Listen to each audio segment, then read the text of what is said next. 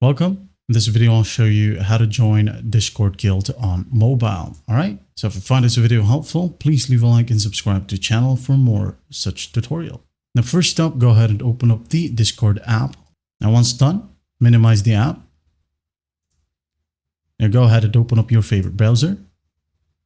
Now, type in the URL box, discord.com/invite/guild dash or hyphen archive. All right. Once that's done, just hit on go. Wait for it to load. Now, once it loads, just go ahead and tap on accept invite and just tap on accept invite right here under your Discord app. Now, as you can see here, we are now currently on the guild archive or tags.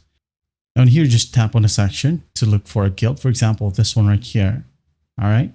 Under tags and guilds, you can go ahead and scroll through it and find a guild that you wanted to join. Another one right here at crazy tags. Just tap on it. And here we have a join button as well. Now at VIP tags and guilds right here, same option.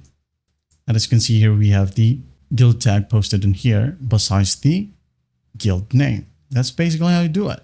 Well, I hope this video helps and I'll see you in the next one.